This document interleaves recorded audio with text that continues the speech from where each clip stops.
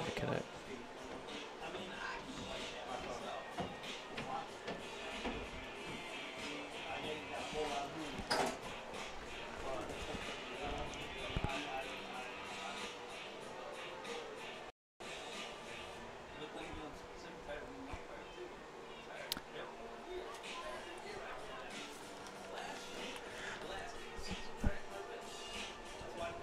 Good evening, ladies and gentlemen.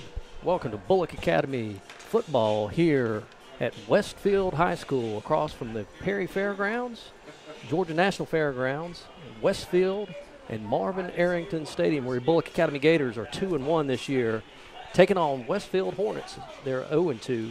Last week, Southland Academy beat them 2 weeks ago. Southland Academy 44-0. Last week, Valwood was 42-0. This is a non-conference game at a 7:30 kick, and last year the game was called Hurricane Hermine. Westfield has been on a numerous, have been our nemesis, and we are 8-0 against them. Westfield has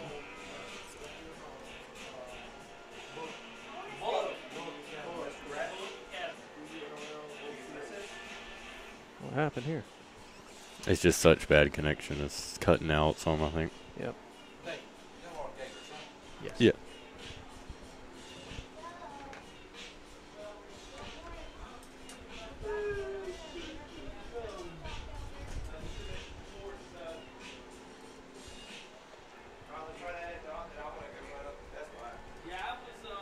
So, folks, we're having a little bit of technical effort. So we're back. So the stream has been resumed. We're continuing. We're going to have some buffering issues tonight, folks. We've got we're here at Westfield, Marvin Arrington Stadium, where Westfield has been our nemesis, where we're 0-8 against them. My name is David Beaubien, and I'm joined tonight by Phillip Brannen, our color analyst. And Phillip, we're 0-8 against Westfield. Yes. Is anything going to break tonight?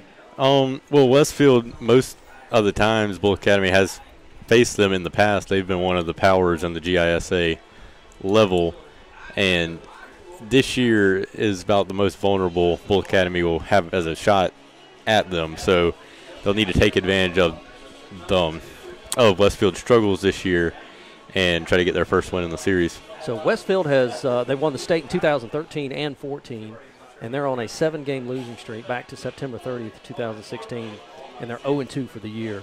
And their combined score for this year is 86-0, so they haven't scored touchdowns this year, Phillip.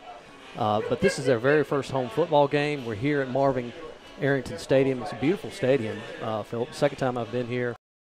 Green grass, and we've got wood bleachers. It's kind of a throwback. It is. It's a really nice stadium with bushes planted around the field and hedges. Nice pavilion. That's hedges. Hedges. Oh, not quite as big as Georgia, but it is a nice close quarters. Last week we gave Our Lady of Mercy all they wanted to a loss. A very, very good GHSA team, 33-20. And our passing game and defense controlled the game, and hopefully we can do that again tonight, Phillip. Yes. We had some success throwing the ball last week when our running game was really stalled. So we'll just keep the stress. We're having some poor connectivity here with the internet. There's so much going on. But as Coach said, we had to take a look at everything and refocus on and better, see how we can get better. And when you look at a loss, when you have a loss, you look at the film and you look at the things that how can I improve? Yes, and I think we did that this week. Yeah, I think Bulloch Academy has many areas they could still improve, and with that higher competition, it allows them to see their flaws exposed more than average competition would. And this week, we were actually able to get back on the field. They use a wet bulb to determine the humidity, and it determines if you can get on the field to practice versus staying in the gymnasium. Well, this week we actually got to go on the field, do a little bit of action, which I think will help our defense out tremendously. Yes, I think it will. Because due to the extreme heat lately, there's been very few practices where they can go full pads, and practice tackling and everything. So it's good that they're able to get some good practice in this week. So we were 8-0 against this team, and one thing's for sure, Westfield is a proud team. There's no doubt about it. They wear the W on their chest. They may be down, but this is the first game. They would love to keep us 0-9. We want to start a new tradition, that's for sure. Yes. And we want to be 3-1 for the year. So buckle up your chin straps, folks. The Gators and the Hornets in Perry, Georgia are about to take place. We're going to take a 1-minute break. The Bulloch Academy football here on the Bulloch Academy Radio Network. 1-minute break.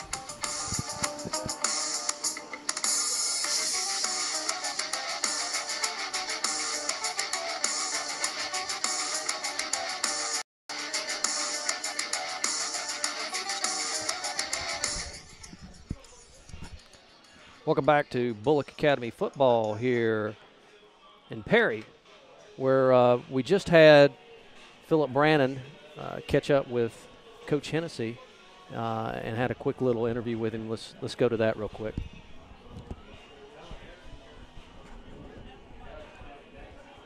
Oh, turn up the volume.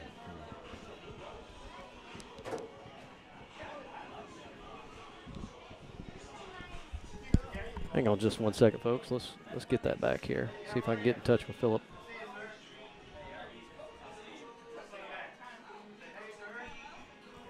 Oh, hold on just a second.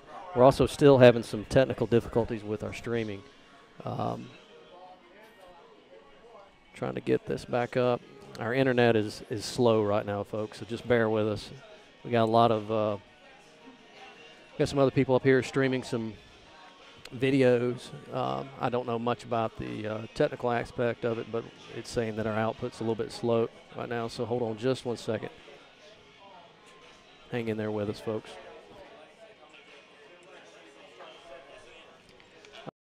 Now back with Phillip on the Do you think after last week's game, playing a higher competition, that it'll help this week in preparation and performance in this game? Oh, I think there's no doubt, Phillip. I think it'll help us this week. I think it'll help us all the other games we play. I mean, you don't get better playing teams that you're going to beat, by 40 or 50 points. You get better by playing good competition, and that's what we did last week. Do you think anybody in your future schedule will match up with some of the athleticism of Our Lady of Mercy? I sure hope there's not another quarterback like the one they threw out at us last week. But, yeah, I think Frederica's going to have athletes like that. Robert Toombs is going to have some athletes like that. I don't think they'll have the number of athletes like Our Lady of Mercy did, but they're going to have very similar players. Okay, well, thank you. And that was Phillip Brannen with Coach Hennessy. And Phillip, what do you think the keys to the game is tonight against this team from? I think keys to the game will be keep taking care of the ball, which is what they've done very well this year, and it's led to some success for Bulloch Academy. They've only had one turnover, or two turnovers actually, and one of them was on the final play of the Our Lady of Mercy game that really the play didn't mean anything. So I think that'll be a big key, and ball control. And I've heard that Bulloch Academy will be playing pretty much 22 players,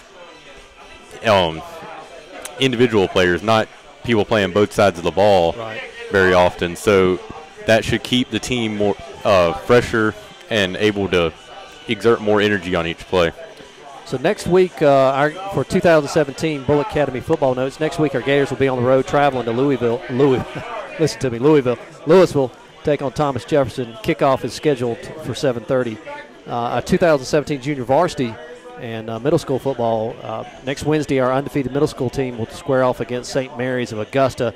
The game will be the middle school home opener, and the kickoff is slated for 6 p.m. Varsity softball played 2 games this week, and our girls defeated ECI and tied David Emanuel. Currently, we have a 4-2-2 record. Next week, we'll face Trinity and Pinewood. Both games are region contest and will be on the road. Tonight's referees, they are the International City Football officials. Got that? Ronnie Hollingshead is the referee. Brett Wallace, the umpire. Mike Stewart, linesman. Kelvin Taylor, a line judge. Eric Leggett, field judge. Travis Drawn, our side judge.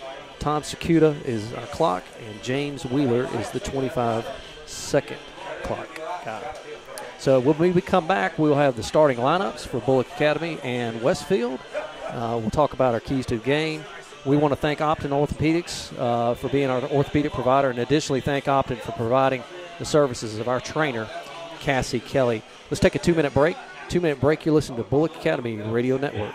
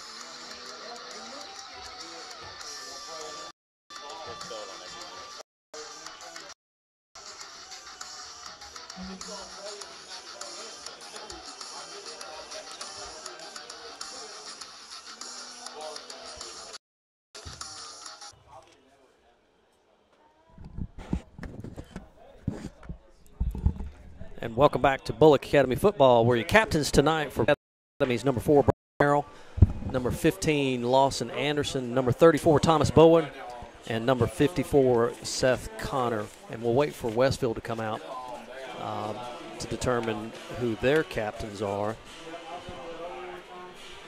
So Westfield, they have not won a game this year, and they've been on a little bit of a losing streak, a little bit different from where we've normally seen Westfield. But there again, this is their first game here. When coming through the stadium, they have done some things. I know you haven't ever been here before, but last time we were here, they have really cleaned this place up. We've got a brand new pavilion out here. It really, really looks good. What was your first impressions? Yeah, it was amazing. It's a nice little stadium, but it has pretty good-sized bleachers for a high school field, and just the whole atmosphere around it. They have a nice hedge or shrubbery decoration over there with a W, and it's extremely nice for a high school field. It really is, and like I said, it's right across the street from the Georgia National Fairgrounds here in Perry. Come through Hawkins, many different ways to get here. I don't know how y'all came up on the bus, but we came up I-16, went over to Hawkinsville, and then came over this way, so it's a pretty easy drive coming up. The last time we played here, I was actually coming from Moultrie, Georgia, and having to come up. Got here, I was visiting with some folks, and got here a couple hours early, and I found myself at the Cracker Barrel down here eating. So is that where y'all ate at? Yeah, we stopped at the Cracker Barrel in Dublin is where we stopped on the way up here. The whole team stopped for a meal. Yeah. Well, folks, I know that we are buffering in and out. I can see it here on our screen, so just bear with us. We've got a lot of, if you can imagine, we're streaming off of a hotspot, and there's some other hotspots around here going on, so just bear with us, and we apologize about that. But I don't know if we can get any other help, but we're going to stand here, and we've got the prayer, and we got the national anthem. So stand for our prayer and our national anthem.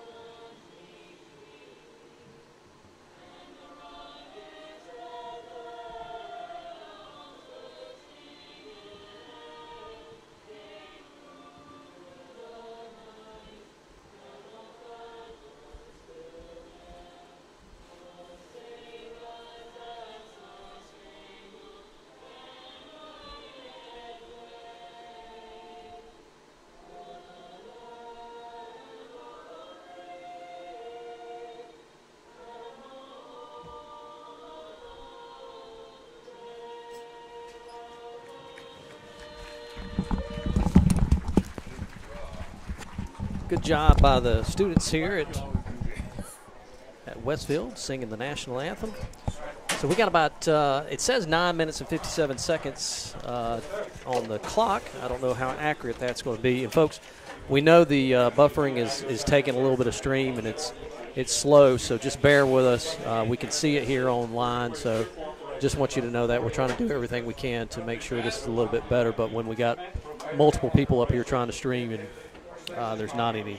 It takes all the connection away, really. And there's not any internet. Their Wi-Fi is down. So. But I will say this. Yeah, the Wi-Fi is down.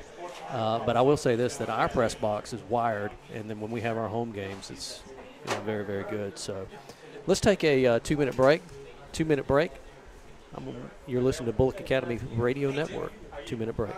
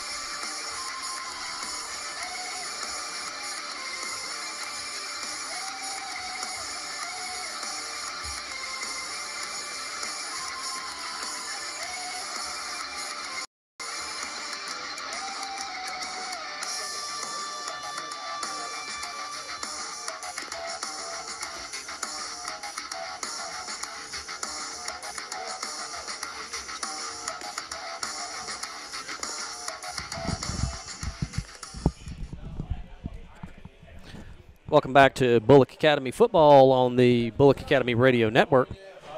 And turn it over to Phillip for our starting lineups. Okay. And, not a starting lineups, but for our rosters for Westfield and for Bulloch Academy. Okay. For Westfield, number 1, Peyton Black. Number 2, Wyatt Young. Number 5, Hayden Mosier. Number 7, Michael Fitzpatrick. Number 9, Bryson Hayes. Number 12, Beck Beckham. Number 13, Hunter Hancock. Number 15, Chris Kinnis. Number 21, Garen Daw. Number 22, Ricky Black. Number 23, CJ Thomas. Number 24, Clay Walton. Number 26, Sam Johnson. Number 32, John Garrett Pearson. Number 35, Robert Kinnis. Number 40, Matt Huckabee. Number 42, Brandon McDaniel. Number 44, Hunter Smallwood. Number 50, Robert Luzzy. Number 51, Carson Mathis. Number 52, Colby Hill. Number 56, Andrew Collins. Number 57, Grayson Livingston. Number 58, Andrew Fowler. Number 62, Chase Spence. Number 72, Adam Chalmers. Number 78, Cal Langston. And number 99, Tyler Malakias. That was the one, Malakias, is that right? Yes, that was the one that we were told was the hard pronunciation. And I can only imagine, because my last name is Beaubien, and they always had a tough time with that pronunciation. So with Bulloch Academy, Bulloch Academy's already ran out on the field, and we've just finished with a prayer circle. They're behind the banners as well. The captains look like over here for number 1 for Westfield. That would be Peyton Black. And bear with us while we try to look over there and see. They're behind the telephone pole right now. Peyton Black is number 1. We'll wait till they walk out.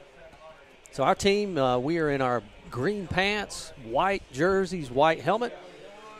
And number 72, Adam Chalmers, is another captain. Number 72 and number 50, Robbie Luzzy. And an injured player out there. Yeah, injured player. We can't get his number just yet, but Westfield's in their green pants, green tops with a gold kind of a shoulder, and green helmets. It's kind of funny. You always, I know my mother, she went to Hateville High School up where Chick-fil-A in Hateville, Georgia. They were the Hornets, and it seems like the Hornets are always a green and white kind of a team. So we're behind our banner, about to get started. Hornets are walking out on the field as well. Just a beautiful little stadium here. Almost a throwback. We got wood bleachers both sides, and it's just a neat little place. So that's a great atmosphere for a high school football game on a Friday night. So number 1, number 2, Wyatt Young right there. Yep. And 72. And number 50, we can't get the injured. Like 32, is that number right? 32, John Garrett Pearson. So those are your captains for tonight. And ours, I'll read them again, is Brandon Merrill, number 4. Number 15, Lawson Anderson. Number 34, Thomas Bowen. And number 54, Seth Connor. The captains come to the midfield. And Phillip, what do you think? I'm going to call heads this time. I'll call tails then. Well, we got a 100% chance of somebody getting it right there. How about that? So if you get if you win the kickoff, do you defer?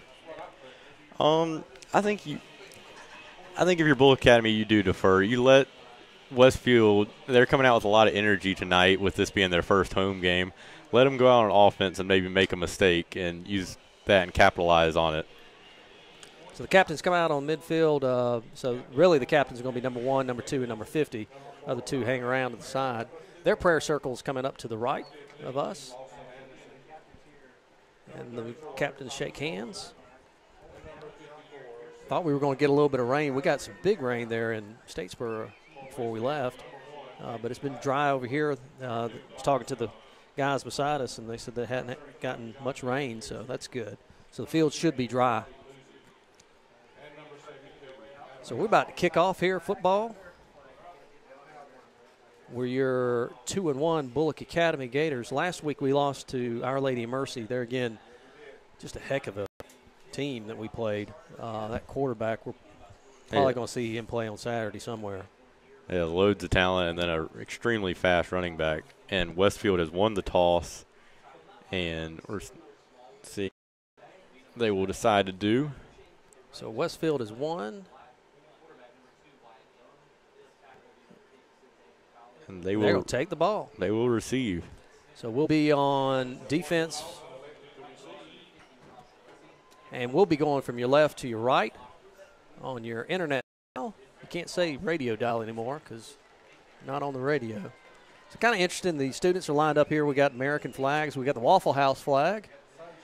Sun shining right in our eyes again, but it's not as bad. Phillip, now I know you're not old enough to remember the movie Cool Hand Luke. But Cool Hand Luke got put in a hot box. If you did something wrong, you got put in a box. And last week we were put in the box. Yes, it's already felt much better. We at least have a pretty strong fan up here, and the trees should mask the sun pretty soon. So, I know I'm going to get plenty of texts from people talking about Cool Hand Luke, but that's what it felt like. Yet last week we got there early, and thank the Lord we got there early. We got to turn the air conditioner on. I went back and listened to the radio broadcast, and you hear this constant hum the whole time. And that wasn't – and here comes our Gators out of the field. Got a good little crowd here. Westfield enters as well. Got 28 seconds left. Got a little screen here that's doing their ads. Very nice little stadium.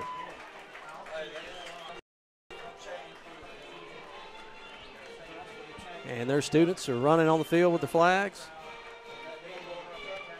But just a great experience last week. Got to play the GHSA We saw what they're like and hung with them. The depth was about the same. Yeah, it was surprising that Our Lady of Mercy really did not have a outstanding depth advantage. Trinity of Sharpsburg this year has had the most players we have faced on a team. So this year's football cheerleaders, let me read those off real quick. Seniors Ansley Beaubien, Grace Hannah Kaysen, Reagan Cope, Ashley June Marsh, Avery Salter, Molly Vickery. Juniors Tori Bishop, Morgan Childs, Mary Claire Duggan, Brannen Howard, Samantha Joyner, Lizzie Culber, Anna Massey, Laura Walton. Sophomores Emmy David, Kate Fortune, Audrey Hodges, Anne Marie Merrill. Freshmen Lauren Lanier and Lily Sumner. And the sideline cheer coach, Miss Kim Burnett. So, folks, we are lined up. Seth Brandt is just put the ball on the 40. And we're about to kick off here in Perry, Georgia. 12 fresh minutes placed on the clock. Back deep is number 2 and number 1. So Peyton Black and Wyatt Young are back to receive. So, folks, we know the stream is buffering in and out. We know that. So just bear with us. I'm going to say that multiple times tonight. We're trying to do the best we can, but I can only get so much internet. So Seth Brandt kicks the ball to the corner to about the 15-yard line where number 1 gets the ball, and we stop him right there. Yeah, nice tackle right there by Jad Street at the at Westfield's own 27-yard line.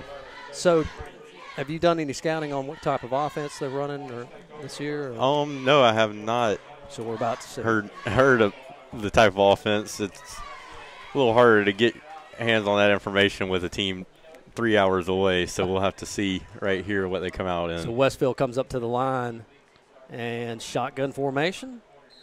Twins right, single setback to his right. Quarterback takes a snap. And it's a read option. Read option, and we take him right there. He doesn't get a yard on that. Yeah, he tried to use a similar tactic that Bulloch Academy's quarterback Don Aaron usually uses, where he tried to hold that ball on the handoff of the read option. He held it in his running back's gut as long as he could, then tried to pull it out last second, but it didn't work very well for him on that play. 2nd down and 10 for the Hornets of Perry Westfield School. They come up to the line with a shotgun formation. Got people around all over the place here. Finally gets set up.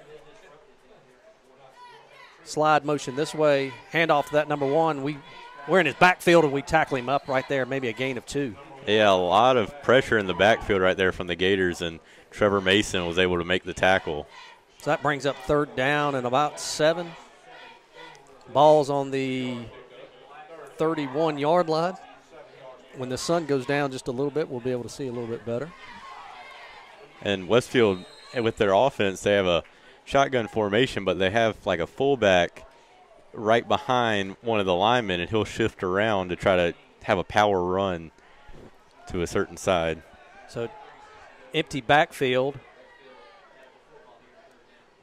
Ball's handoff, jet sweep to number 1. He's trying to get to the corner, and we wrap him up right there, and he gets no yardage.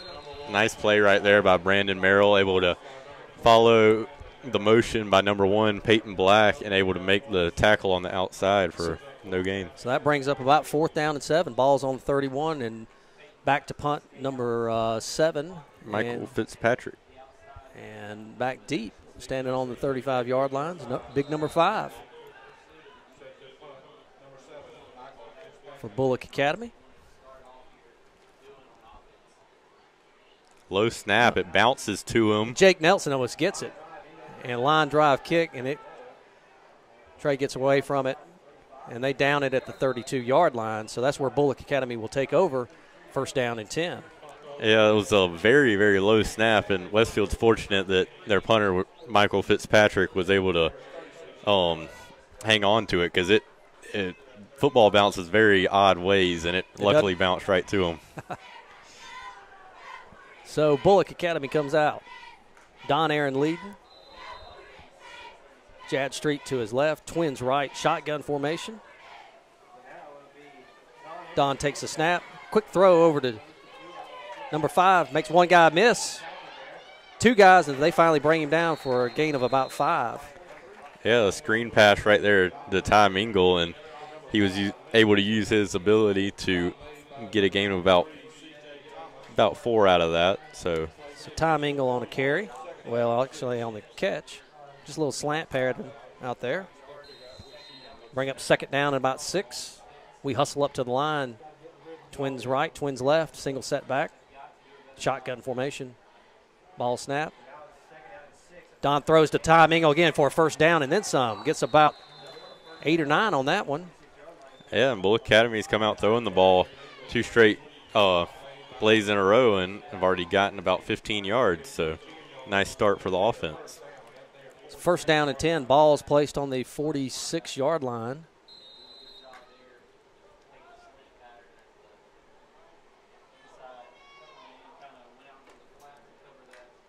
Bulloch Academy comes up to the line.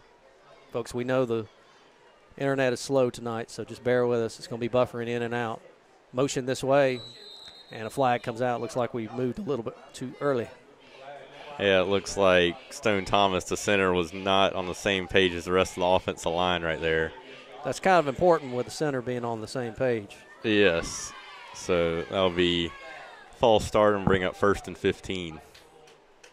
So back us up 5 yards. First down and 15 for Bulloch Academy, 8 minutes and 36 seconds. No score here in Perry, Georgia. Shotgun formation, twins right and twins left. Looks like we've come out to throw the ball, Phillip. Yes, and Don's back to pass again. Looking for wide open. Big throw all the way down to his brother. Will Aaron, wide open all the way down to the 20. Down to about the 15-yard line where he's finally wrapped up. Yeah, that was a great play right there. A completion of about, I would say, 45 yards right there and put Bulloch Academy in the red zone. So, great throw by Don. He just stood back there. Great play by the offensive line who held all the defensive ends and tackles back. Gave him plenty of time to throw. Yeah, it looked like just a simple vertical route, and Billy Tillman and Will Aaron were on that side, and there was one defender to guard 2 people, and he lost Will, and Will was able to get a nice catch. So first down and 10. Twins right, twins left. Single set, Jad Street. Don's back to pass again, looking to throw. And he gets the ball's knocked down. Yes, knocked down by number 99, Tyler Malakias. And those are just some plays you can't really prevent. He got his hands up. As a quarterback, I mean, that's what you're supposed to do as a defensive lineman. If you're not able to get to the quarterback, you try to alter the pass any way you can, and that's what he did. So you can go on YouTube, and there's a live chat. We want to thank Catherine Brown. She's already live chatting with us. We're going to have Seth Brand out there at wide receiver to the right. So shotgun formation again. Second down and 10, give to Jad Street. He gets a couple yards on that. Gained about 3 right there. He hit the pile of blockers and almost able to bounce off of the tackle. And if he was able to break that one tackle, it could have been a touchdown right there. But so it's almost like the fun and gun here. Yeah, it's a very spread offense right here. We didn't call Coach Spurrier, did we? No, I don't think we did. We're starting to look like a Big 12 team out there. So we come to the line, third down and about 8. Ball's on the 13-yard line, first quarter, 7:15, no score. Ball snapped to Don. He's back to pass.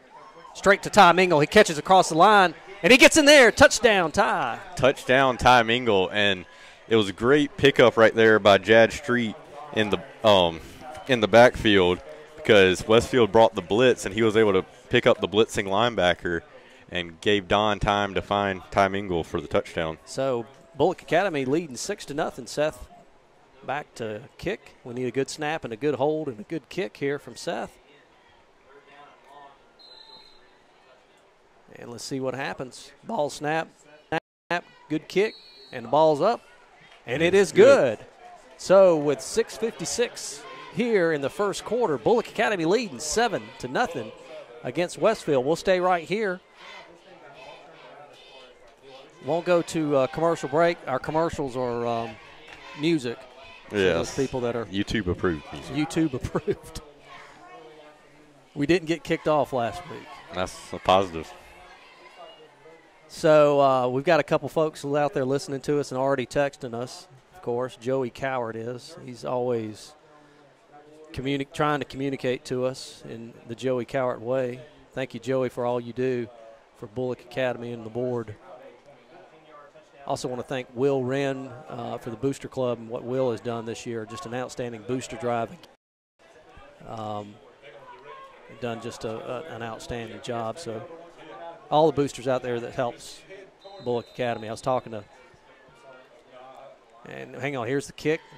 Just kind of a short kick. The one gets, he's got some running room to this side, and we finally try to wrap him up, trying to get him out of bounds, and he gets to about the 38-yard line where we wrap him up. Yeah, he was able to break a tackle by Jake Wasden and gain about 4 or 5 extra yards.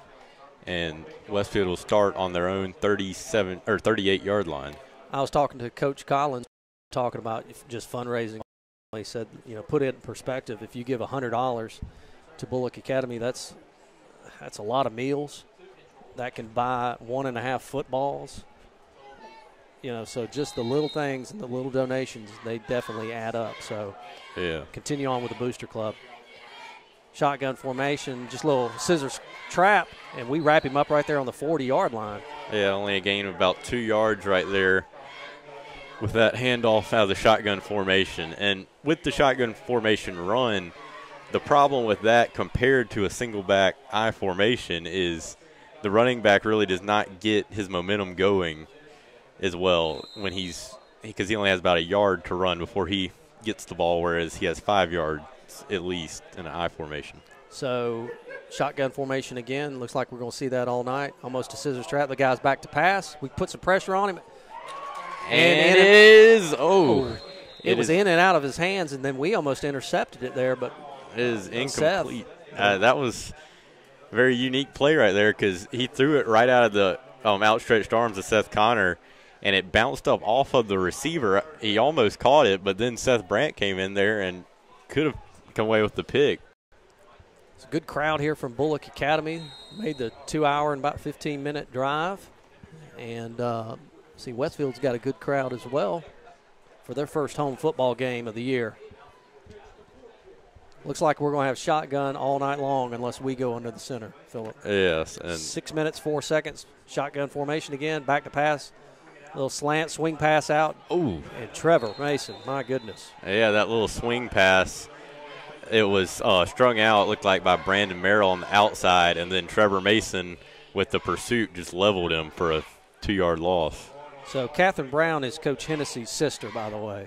So she's live chatting us right now. Thank you, Catherine. So that brings up 4th down and about 11. They're back to punt again. Tom Ingles back. He's got his right at the 34-yard line. Good snap. We get more pressure. Jake Nelson almost gets a good high kick. Ty gets away from it. And we get a favorable bounce down on about the 36-yard line where Bulloch Academy will take over. 5 minutes and 19 seconds. Bulloch Academy leading 7-0. And so far, this strategy of playing 22 individual players has really worked out well for Bulloch Academy so far with touchdown their first drive and only a couple of plays, and then 2 straight 3-and-outs on defense. So we'll see how they do here on offense. Don Aaron brings in the play from Coach. Hustles up. Everybody's in the huddle, which is rare nowadays that they actually still get in a huddle. Twins right, twins left, single setback. Ball snapped to Don. He's looking to pass again. Thrown right out to number 6. Picks it up close to a first down. Yeah, that's freshman Ford Wilds out there with the catch, and they fake the screen to the right side, and everybody and Ty Mingle was on the left also along with Ford, and he ran a slant across, and it just brought all the pursuit to the other side of the field, and they forgot about Ford over there. Ford Wilds is the son of Cliff and Emily Wilds, fraternity brother of mine, pledge brother of mine, matter of fact, Cliff Wilds. Way back in the day. Motion coming this way, and flag on the play, and we got motion against us, so we will back up on that. And you can kind of see how there will be some communication issues on the offense with a couple new starters in this game that have never started a varsity football game before. So you'll see some communication issues along with that. We come up to the line. Stone Thomas, the center. Here we're in that same formation again. Twins right, twins left. Don Aaron back in the shotgun. Looking to throw again. Winds up and throws it deep. And it's intercepted. Picked off from number 2. He was just standing right back there. And Jad Street finally knocks him out of bounds at the 39-yard line. Then we got a. Yeah, it looks like number 9 with a late hit right there on Ben Dasher. And that'll be a 15-yard penalty after the play on Westfield. So Don he wound up to throw and just kind of underthrew. Who was that streaking down the field? It looked like there was he didn't see the safety out there. Yeah. And the safety just jumped the route and intercepted it. So dead ball foul against the Hornets.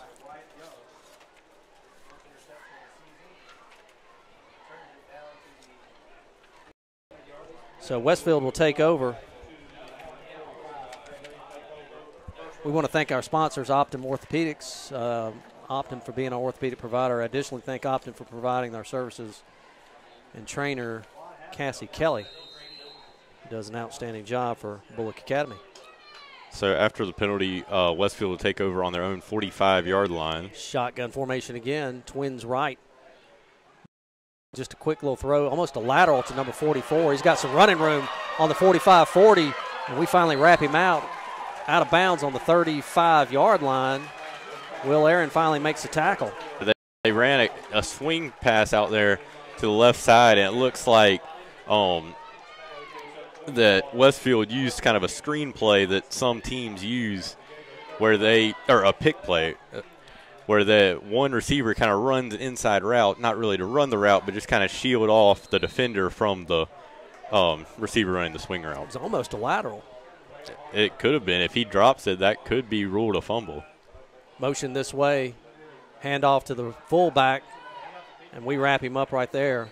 Looks like we've got that play pretty well drawn up and been able to stop that. They only gained about one yard right there, and Brandon Merrill lost his helmet, so he's going to have to come out for a play, and Lyons McKinney is coming on. Second down and 9, 3 minutes and 24 seconds here in the first quarter, where Bulloch Academy leads 7-0.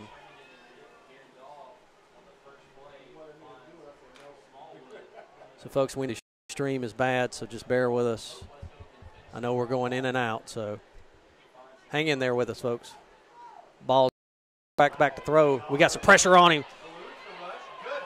There was a good pickup on a block and a big throw all the way down to about the 18-yard line, and we finally wrap him up in the 10-yard line. We should have had back here on the 40-yard line. Yeah, it looked like Ben Proctor got some pressure on him, and then he was able to elude Ben Proctor, and Jake Nelson tried to get him. And as he was lunging, he was blocked by Westfield line and led to a big play. So the quarterback came out for Jake to come to get the play. Looked like he needed a minute there to breathe. I thought he was coming out there for a second. So first down and 10, first and goal for Westfield. They're knocking on the door. He's back to pass again, rolls to his left. Quick toss out. He finally catches it. Touchdown for Westfield. And those will be the first points for Westfield all year. And it comes on a little flat out route right there. So a 9-yard touchdown throw from the quarterback to number 7. Michael Fitzpatrick, also punter. So your score is Bulloch Academy 7, Westfield 6. So number 7, who caught the touchdown, is also the kicker. So he's back to kick the PAT. And low snap, and we knock it down and fumbled, and you can't go any further. So PAT is no good. So your score is Bulloch Academy 7, Westfield 6, with 2 minutes and 29 seconds in the first quarter. We'll stay right here. Phillip, they kind of marched down the field. Westfield did. Yeah, they took advantage of the miscue here for interception. Yeah, and they really changed their approach on offense on that drive, whereas the first two drives they really tried to run the ball constantly on the first two drives, but then on that drive they threw the ball a lot, and it really opened up their offense and allowed them to score.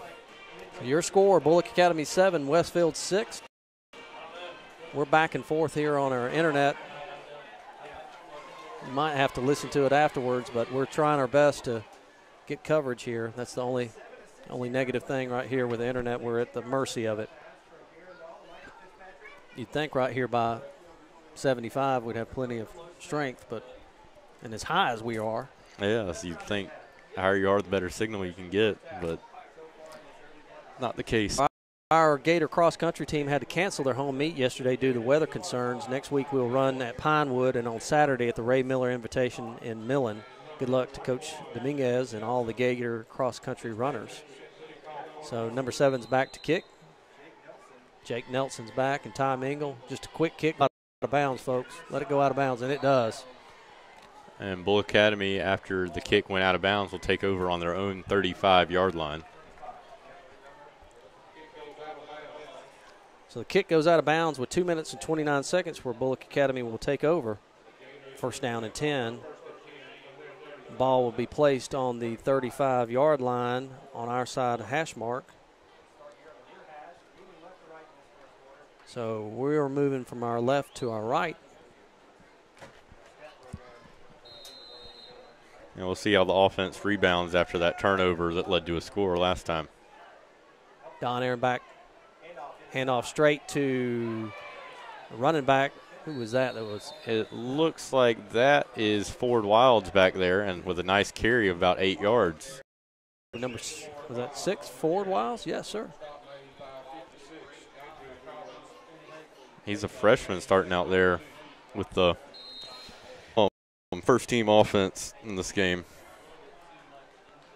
Second down and about 2. Yeah, it looks about 2 yards, and Will Aaron comes in for Seth Brandt. So we come up to the line. 2 backs. They bring the blitz, and Don just keeps it, looking for some running room and gets the first down and then some. Then a late flag here. A late flag. We're going to have to see what it is. Looks like it. We'll have to see. It's a holding on Bulloch Academy, so that'll back them up 10 yards.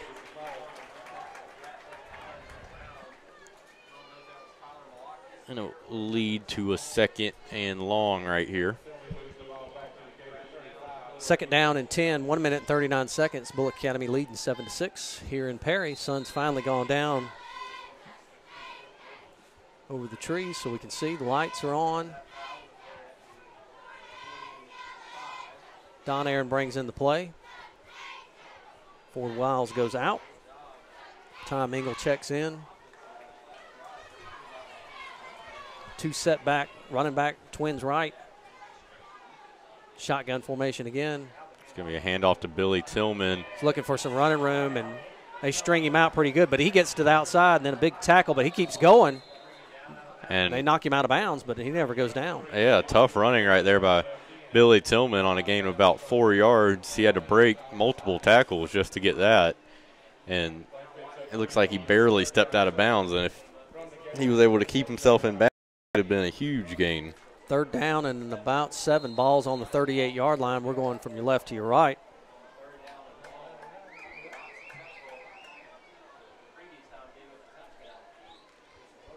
So we come up to the line. Still that same formation. Shotgun formation. Don's looking to pass. He picks it up. He just knocks it down and just starts running, and he gets the first down. He pulls it down and goes. And he tucks and runs it. And smart play right there, realizing that his receivers hadn't gotten open yet and not wanting to risk a sack. He takes off running, is able to pick up the first down. From Don Aaron. Play comes in.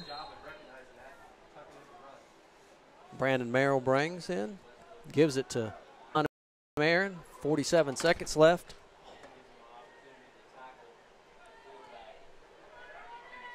Shotgun formation.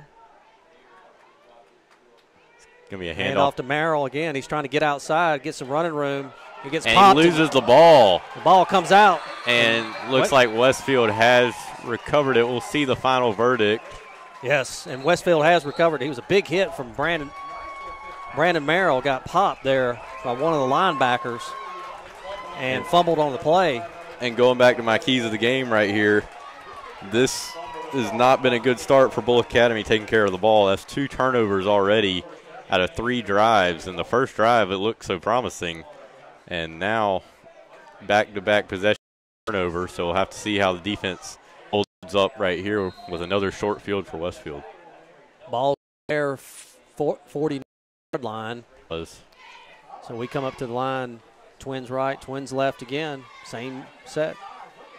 Don Aaron's back to pass, fakes, and throws it to his brother, and he catches it, but they're going to call an incomplete pass because he got popped after that. Yes, fortunately for Bulloch Academy, they called that an incomplete pass because it was called a catch and a fumble. That would have been the straight possession with a turnover for Bulloch Academy.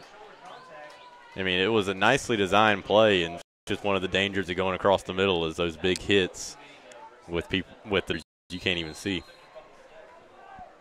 3rd down and about 7 for Bulloch Academy. Big hit from Peyton Black for Westfield.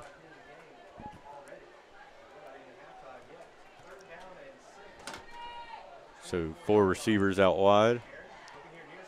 Don throws to Todd, and he short hops it, And it's incomplete. So looks like the punt team will be coming on. yeah, so it'll be Trevor Mason back to punt. And this will most likely give Westfield really good field position after the 3-and-out by Bulloch Academy. So Trevor Mason's back to punt. We need a good snap here. A good punt. See if Trevor can turn over here. Looks like there will be a timeout taken by Westfield right here. So Westfield come this way for a break. So let's take a 30-second break. 30-second break. You're listening to Bulloch Academy Radio Network.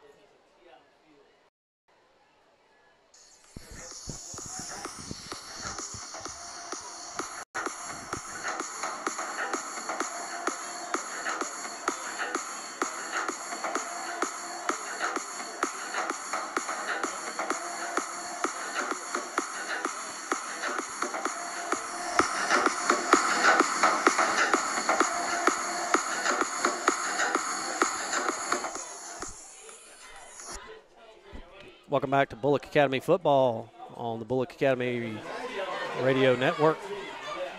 It'll be 4th down and about 6 balls on the 24-yard line with 10 minutes. Clock is running. Bulloch Academy's leading 7-6, and Westfield's going to get. They stopped the clock. Looks like they're going to have to reset it here. So. Yes, after the timeout. Yeah, you can't start the clock after timeout. So they're going to reset it. Good call by the white hat. And Westfield looks like they're not going to try to block it and settle, just make sure there's no fake punt. Ball snap, no pressure. Trevor gets off a good punt, good high punt all the way back. Looks like a reverse was going to try to happen. 21 catches the ball. He's across midfield. He gets, and we finally wrap him up right there. Kind of a weird run. Looks like he had plenty of running room there, but decided to come back this way. Yes, he cut across, and that's their quarterback, Garen Dahl, out or back there to receive that punt. And he got a nice return out of it, about 15 yards.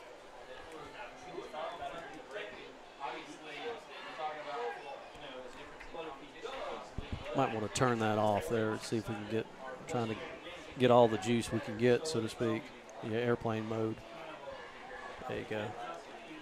We know with the stream is bad right now, folks, and it's coming in and out, so we're trying to eliminate as much confusion as we can.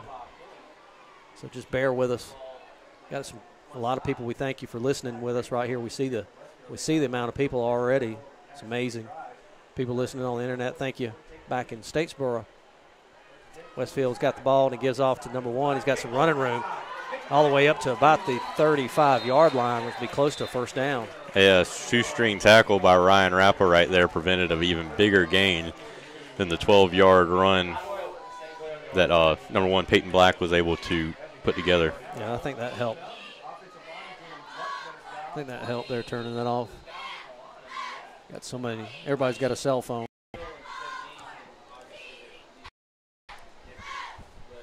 So first down and 10. They did get the first down. Westfield comes up to the line. Snapping the ball from Bulloch Academy's 35-yard line right here. Ball snap. Give off to number 1, and we wrap him up right there. No running room at all. Nice play by the defensive line right there, and lost about half a yard on the carry. Chris Howell on the tackle, number 36.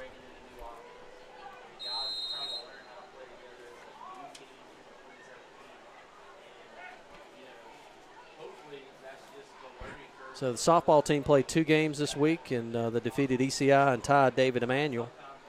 They have a 4-2-2 record. Next week we'll face Trinity and Pinewood. Both games are the region contest. And we'll be on the road. Deep handoff to number 1. And Trevor tried to knock the ball out, but Jake Nelson finally made the tackle after gain about 4 or 5, bring up third down and about 6. Yeah, this looks like third down and 6 right here on Bulloch Academy's 31-yard line. Westfield bringing in the play. 8 minutes and 19 seconds here at Marvin Arrington Stadium in Perry, Georgia. And a shocker in formation with the shotgun. Ball snapped and give to number 1. He's dancing, and we wrap him up right there and bring up fourth down. Nice tackle right there by Nate Rice on the defensive line and stopped him for a gain of about half a yard. J.D. Collins, number 55, also on the tackle. So that's going to bring up fourth down and about 4. Ball is right on the 29-yard line. And we'll see what Westfield decides to do and try to draw offsides. Possibly. If they do draw an offsides, it would most likely lead to a first down, with it being about exactly 5 yards to the first down. So nobody jump. And the whistle blows, and quarterback Westfield takes a timeout. Smart call by their coach. Their second timeout of the half. So they were just trying to see how we were lined up for this next play. See if we were going to tip our hat or tip our hand. But we didn't. No, it's a good disciplined football right there, not jumping off sides and just letting them have to make a play to get the first down, not beat yourself. So I was a little worried about rain tonight. Told my wife and daughter, who rode over with me, to make sure they bring the rain jacket, but looks like a beautiful night here and no threat. Beautiful sunset over here.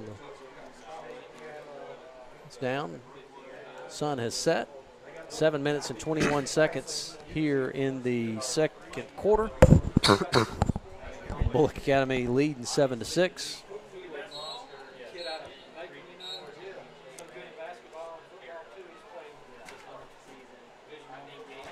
So our Gator cross country team had to cancel their home meet yesterday due to weather concerns, and next week we'll run at the Pinewood and on Saturday at the Ray Miller Invitational in Millen. So Westfield is in the shotgun formation, 4th down and 4, balls on the 29-yard line. Snap, the quarterback's back to pass. We put a little pressure. He's moving around. He's back all the way back to the 41-yard line. He throws and it's caught. Great catch by number 2. He's still going, and he fumbles the ball, and we recover right there. Yeah, forced fumble right there by Brandon Merrill. How about that? And let's see. It looks like they're ruling it a fumble, making sure he's not ruled down. Says that he was down. And it is, I believe they are signaling Bulloch Academy football right here. First down and 10 for Bulloch Academy, so a turnover It was a first down. The guy was trying to get some extra yardage. Yes, it was an amazing scramble play by the Westfield quarterback, and he just kind of threw a lob pass, and his receiver was able to find an opening. And then after he tried to gain some extra yards, Brandon Merrill came from behind and had the strip tackle. A little redemption for Brandon. Yeah. Shotgun formation, balls on the 13-yard line for Bulloch Academy. We hand off to, is that Brandon or Jad, who gets a couple yards. We'll wait and see if he gets up. Looks that was like Jad Street. Jad Street. Ball is placed on the 15-yard line. It's a 2-yard gain, bringing up 2nd down and 8. So on our live chat, Axia Gonzalez. Also want to give a shout-out to her. Appreciate you listening to YouTube, the YouTube channel, the Bulloch Academy Gators channel on YouTube. Twins right, twins left. Single set, Jad Street. Back to pass is Don. He throws it up deep to Ty Mingle. He tries to make a catch, and it's knocked out by the quarterback, number 21. So good play defensive play by the quarterback. Yes, and I don't know if it would have been an easy catch for Ty without the defender there, because it looked like the ball was starting to tail towards the sidelines. So. That's right.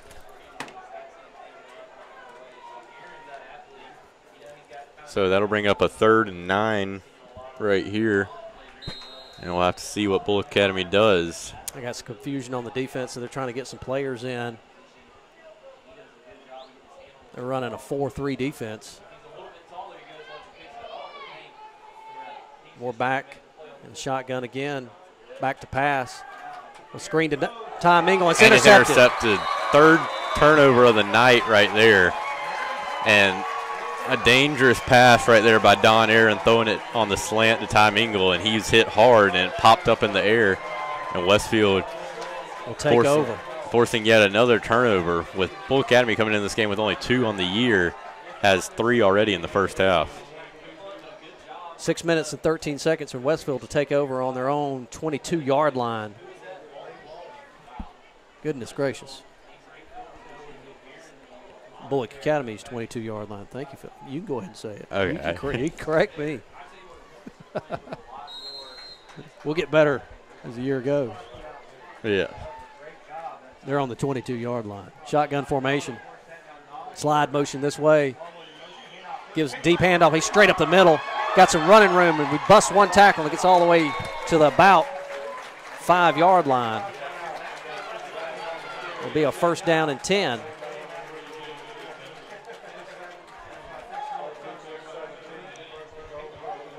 For Westfield.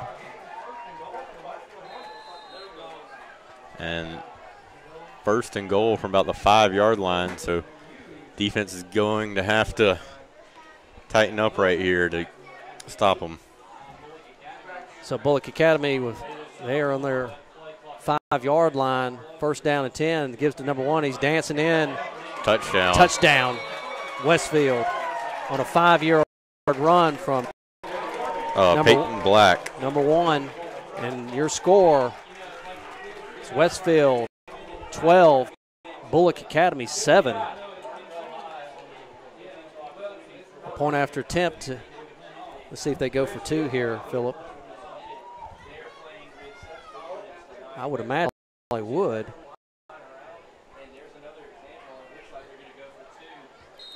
And they are going to go for 2. So we need to bow her back right here and see if we can stop them. If we can hold them here. Yeah, they had some success running in that short field right there. Shot formation again. Motion this on the far side. A little scissors trap. We try to string him out. He cuts back, and we stop him right there. So the point after attempt is no good. So your score with 5 minutes and 28 seconds. Westfield 12, Bulloch Academy 7. You're listening to Bulloch Academy Radio Network. Let's take a 30-second break. 30-second break.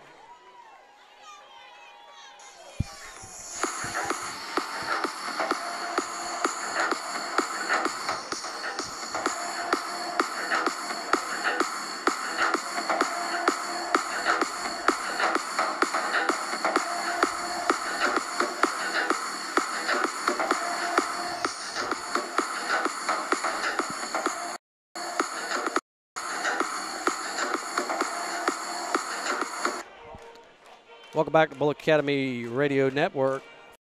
28 seconds. Westfield 12, Bulloch Academy 7.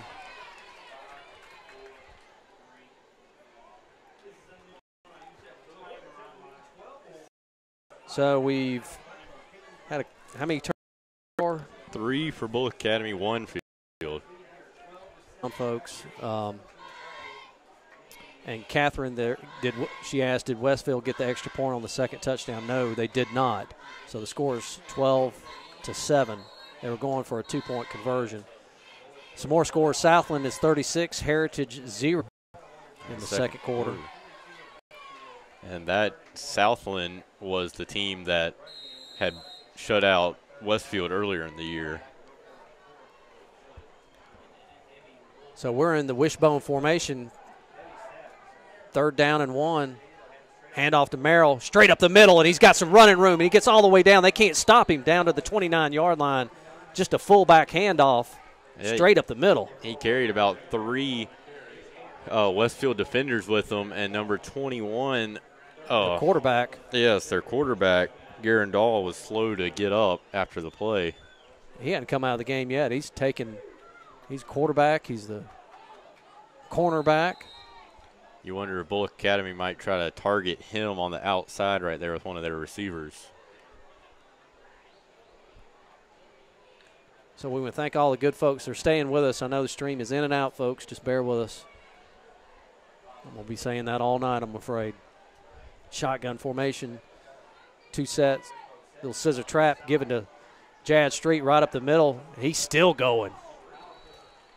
And another guy came up and hit him, tried to tackle him, pushed him 2 yards forward. Yes, it was a 9-yard gain on first down with the run. So Bulloch Academy might just stick with that on this drive. So with the success they've had so far.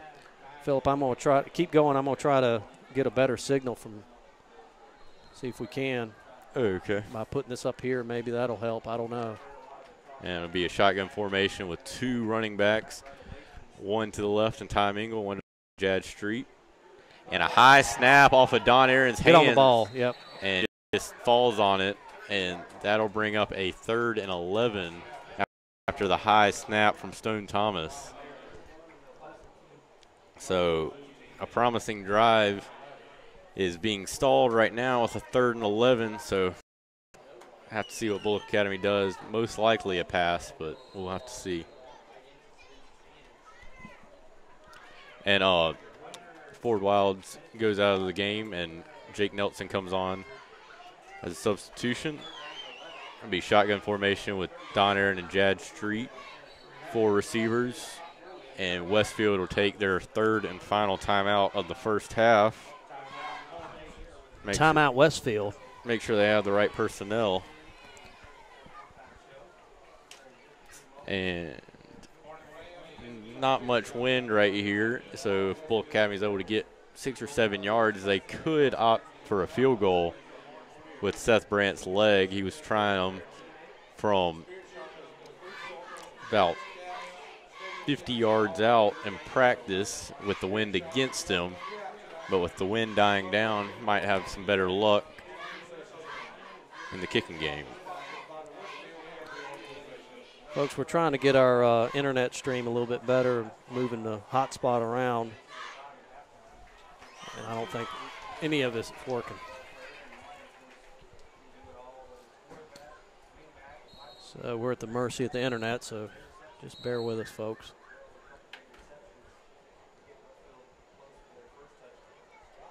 Twelve to 7, Westfield is leading. And it'll be shotgun formation with Don Aaron and Jad Street yet again. 3rd down and 11. 4 receivers out wide. Ball snap. Don's back to throw. And it's tipped. Tipped at the line and nearly intercepted yet again. And if that was picked off by number 7, Fitzpatrick, that could have been a touchdown because there was nobody around him. So that'll bring up a 4th and 11, and we'll have to see. Looks like they will go for it, and we'll have to see what kind of play call. Same formation? Yep, 4th down and 11. See if we can get them Yep, shotgun to Don. He's looking to pass. Hits one of his offensive linemen, then he's tackled for a loss. So it'll be over on downs. Yeah, I believe he might have run into Jad Street, his running back there that was helping provide some pass protection, and just nobody was open. And I believe the line broke, and he was sacked. That'll bring up first and 10 for Westfield on the 31-yard line. So, folks, we are experiencing some technical difficulties by far. 1 minute and 31 seconds left. But Westfield leaving 12 to 7. And it looks now the teams are coming back out. 1 minute and 31 seconds. From the sidelines, Westfield will be content with a 12-7 lead at the half, or will they try to add on some points? I think they're going to try to. I mean, they've had some luck here. You know, we just had these turnovers, Phillip. Yes, we had 3 turnovers in this half, and the whole year we had 2 coming into this game. So Westfield comes up to the line. The quarterback has the play, comes up to the line, number 21. He's their all-purpose player. We bunch it up here on the defense. We're determined to stop the run. Hand it off to number 1, and we wrap him up right there. Nate Rice in the backfield with another tackle for loss. And looks like Westfield's not in too much of a hurry to run another play. So this could be, they'll probably have to run one more play here. And then, folks, we're going to try to get another internet connection here if we can. See if that'll help at halftime. So we appreciate you folks that are listening to us, and I know it's difficult. It's in and out. 55 seconds left here.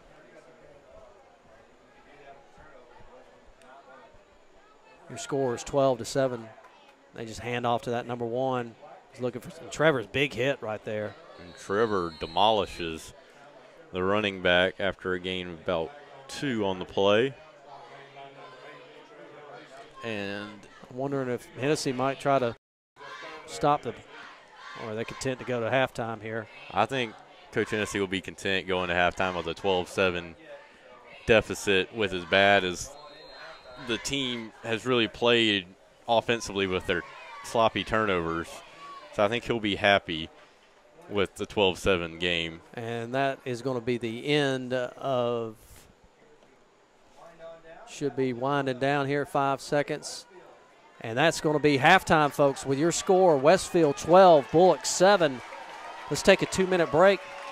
2-minute break. You're listening to Bulloch Academy Radio Network. We're here at halftime. 2-minute break.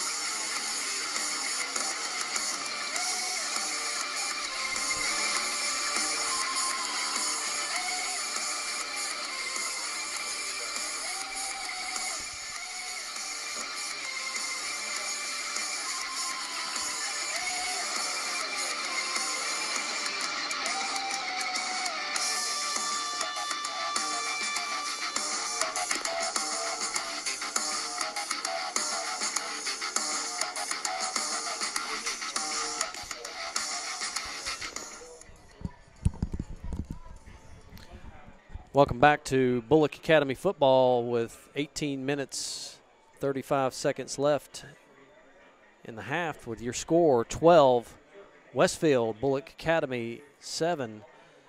And Phillip, you got some stats over there you want to read, the score and summary?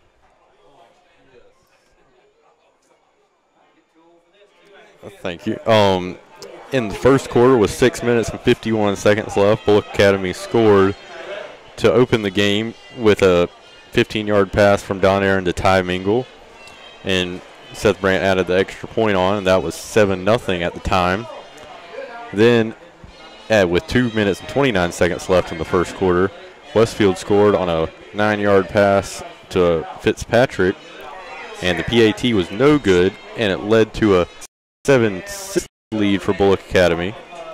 Then, in the second quarter, Westfield added on, and with 5 minutes and 28 seconds left in the second quarter, there was a 5-yard rush for Peyton Black, and the PAT, or the 2-point attempt, was no good, and that made the game 12-7 in Westfield's favor. Turnovers.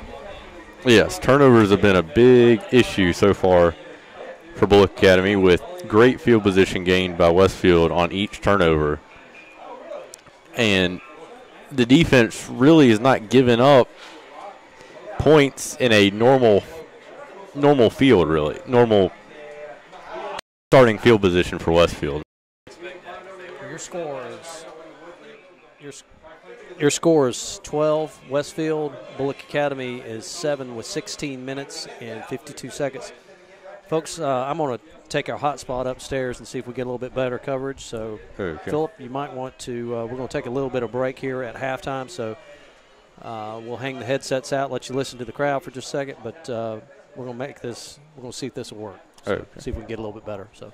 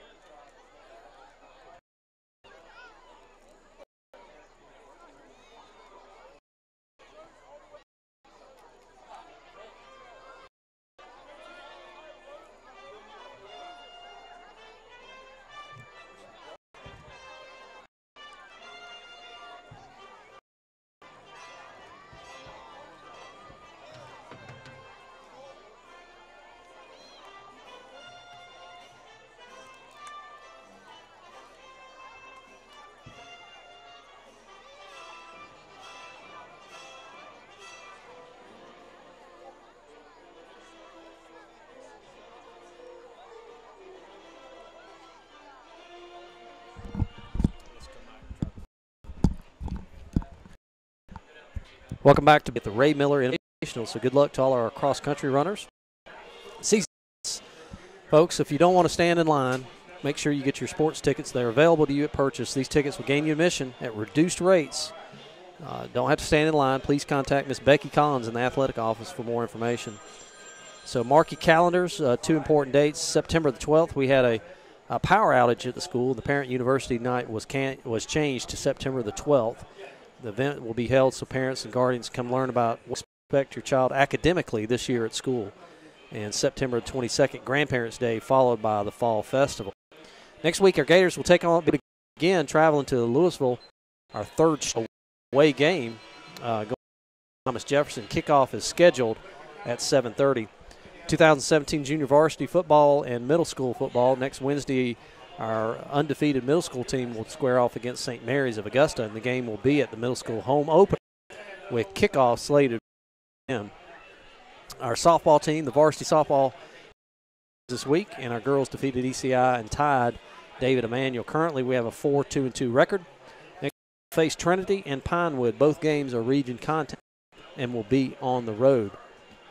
We want to thank our sponsors, Optum Orthopedics, for being our orthopedic provider. Additionally, thank Optum for providing the services of our trainer, Cassie Kelly. So, Phillip, if you're Coach Hennessy, during halftime, what do you say to the guys in green? I think you got to tell them, better be glad you're only down by 5. But so you can view that almost as a positive of the score right now, and maybe inject a little bit of energy into it. You're only down by 5, and you've played about as bad as you possibly can. So if you play just halfway decent, you could be able to run. You have the chance to run away with this game. You really do. So we got 1 minute left, 2 minutes left on the clock here at Marvin Arrington Stadium. We will be receiving the ball. Westfield won the toss. They decided to take it. We held them right there. We came down the field and just marched down the field and scored. Then we had 3 turnovers just like that. Here they go, and they scored. And your score right now is 12, Westfield, Bulloch Academy 7. So the clock is ticking down, about to be under 1 minute until the start of the second half. So, folks, thank you for listening to us on the YouTube channel. We do have chat up. Our stream is getting better. So, hopefully it'll stay like that. Probably every person underneath us here has got their phone on. Now stream is saying it's not streaming. I don't know what to do, Bubba. We'll just hang in here and keep on going. How about that? So Bulloch Academy comes out on the field. Officials are at midfield. They break their huddle. We about have the third quarter. Kickoff is just about to start. And it'll be number 7, Fitzpatrick, for the kickoff, with Ty Mingle and Jake Nelson to receive. Michael Fitzpatrick back to kick. Looks like he's going to just try this angle kick again. One of his kicks went out of bounds. That'd be all right with me right now. Watch the onside kick. You never know. So we're about to kick off. Whistle's blown. And here we go. Just a short kick. And Will Aaron comes up and downs it on the 45-yard line. Yeah, smart play right there by Will Aaron. I'm not really sure if that was just a miss hit or it was planned for that to be an onside kick. But if it was supposed to be an onside kick, he kicked it too far where Will Aaron catch it and ran up and caught it. Yeah, ran up and caught it and was able to get to the ground before he could take a big hit. And we'll take over on our 45-yard line, so let's get this thing started and going. So great field position right there to start for Bulloch Academy.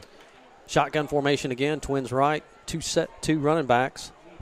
Ball snap. Give to Billy Tillman looking for some running room. He's got a hole, and he's wrapped up right there. Gain of about 5 on that, Phillip. Nice carry right there by Billy Tillman. bouncing it to the outside, then cutting back.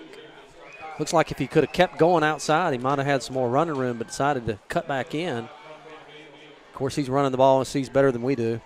Yes. It's a little bit harder to see down there when you're eye level with everybody. So here in Perry, Georgia, right across from the Georgia State Fairgrounds, if you've ever been there, on I-75. Shotgun formation, ball snap. An option coming this way, Don Aaron, and he keeps it. He's got some running room, stiff arms. He's all the way to the 30, 25, 20, 15, 10, and he gets knocked out of bounds. Option this way, and he keeps it. Yeah, knocked out inside of, or looks like it will be marked at the 11-yard line of Westfield. It was a read option play, and he faked the handoff to Billy Tillman, and then it shifted into a normal speed option with a pitch man that he could possibly pitch it to, but he kept it and gained about 40 on the play. Good run from Don Aaron. 11 minutes and 5 seconds in the third quarter. Westfield leads 12-7. And like you said, we've played as bad as we possibly can with all the turnovers, and we're fortunate to be down by 5. And we go to the wishbone formation. Don Aaron under center. Hands to Brandon Merrill right up the middle. He pops out a little bit, maybe gets 1 or 2 on that. Looks like a gain of about 2 right there, just a straight fullback dive, and he was trying to follow his blockers as much as he could. So it'll bring up second down and about 8, 2-yard gain from Brannen. I wonder if he'll stay in that formation again. Ty Mingle checks out. We come up to the line, and we are in that wishbone formation. Do you want to just try to stick it in? You wonder if they might go to the play action out of this, because every time so far they've run the ball out of this formation. Deep handoff to Jad Street, and he gets to the 5-yard line. We're just trying to punish him right now. And Bulloch Academy is able to get a first down. If they get to about the 2-yard line, they can gain a first down. So it'll be 3rd and about 3 right here. Ball's placed on the, might as well say, 5-yard line, Phillip. Is that right? Yeah, it's right in between the 5 and the 6. Yes. And the wishbone formation again, 3rd down, 3. Don hands off to Jad Street again. He gets in there and he's touchdown. Touchdown for Jad Street on the 5-yard carry. And your score, Bulloch Academy 13, Westfield 12. And it looked kind of like a stretch play almost right there with Jad Street, or just a power, really a power run to the left side, and he was able to follow his block, bounce into the end zone. So your score, 13, Bulloch Academy, Westfield 12. And we're going to go for 2 here. And that would make it a 3-point game if they're able to convert. Shotgun formation, Don Aaron back to pass. He scrambles back to his left, looking to throw. Finds Tom Ingle in the end zone, and he makes the catch. Did he bring it down? And it's good with a 2-point conversion. Late call there from the lines judge. It was they really wanted to get it out to the right side with the receiver out there, but he was covered pretty tightly, so Don went through his progressions, rolled out, and they lost Ty Mingle in coverage. And a little bit of a high throw, but Ty Mingle bobbled it and caught it. And your score, Bulloch Academy 15, Westfield 12, with 9 minutes and 29 seconds in the third quarter. Good drive there from Bulloch Academy. Yeah, it's a very, very good drive to start the second half. It will establish some momentum here and hopefully set the tone for the second half. So Westfield runs out on the field to receive. We're still huddled up, getting some instructions from our coach, special teams coach. Seth Brandt places the tee on the 40-yard line. We'll be kicking off. Let's see if we kick it deep. Angle, dribble. There's not really any wind, so we'll see. I think they'll probably try to angle it to maybe the right side over there, maybe. Just a pop-up kick again. And it's in between the players. They let it bounce. And we wrap him up on the yard line, and that's where Westfield will take over for first down and 10. Yes, with those kind of kicks for Bulloch Academy, it really tests the communication of any team they play against in Westfield right now. It tests their communication, and some of these teams really haven't practiced communication on those who's calling off who, and sometimes that can lead to turnovers. Ball is placed on the 29-yard line, 9 minutes and 24 seconds. Bulloch Academy leading 15-12. They come up to the line for their first possession of the second half. Let's see if they made any adjustments or not. Shotgun formation. Ball snap, give it off to the running back. He's got some running room, and we wrap him up right there, but he gains about 4.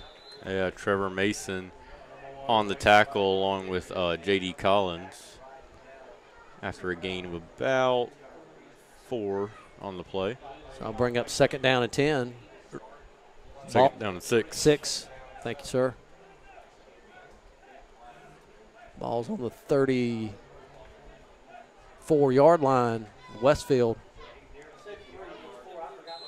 Shotgun formation again. 3 wide receivers out. Our defense is stacking them in there, seeing what if we might have a blitz package coming in or not. Seth Connor in the middle. Back to pass, and they're going to dump it off to number 44. Brandon Merrill gets off his block, and good tackle. Great tackle right there, and no gain on the play. Good open field tackle right there. And they tried that kind of same pick play and get their receiver out there in the flat, but they were unable to gain any yards. So that brings up third down and about 6 again. Ball's on the 34-yard line. Westfield. Shotgun formation again.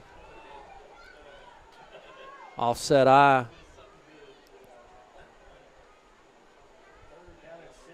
Ball snapped.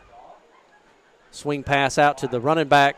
Makes one guy miss, and Will Aaron wraps him up, but throw him forward, but he's going to be short of it's going to be close. Depending, and he's given a very generous spot right there. So Will had him wrapped up and looking for some help, but Will was able to wrap him up and threw him down, but actually threw him forward, and it's going to be they're going to measure. Ball's on the Bulloch Academy sideline, so they don't have to bring the they're going to measure, but they don't have to bring the walk about 5 feet right there. I don't even know if it's 5 feet. Seems like they could eyeball that one. They need the practice as well, stretching the chains. And it will be a first down by the nose of the football. And be first and 10 at Westfield's own 39-yard line. So it's in the far hash. So first down and 10 for Westfield. Pass was almost a lateral, but swing pass. But running back made a good catch. Yeah, made one guy miss, and it looked like Will didn't get low on that tackle and tried to tackle him up near his shoulders, and those tackles just aren't quite as effective. And most of the time, the runner is able to push forward at least for a couple more yards. First down and 10 for Westfield. Ball snap. Guy moved early there. Running back give. Brannen wraps him up for no gain. He might have got a yard or half a yard. And that will bring up second and 9 right there. Looks like they gave him about a yard on the gain. Ball's placed on the 40-yard line for Westfield.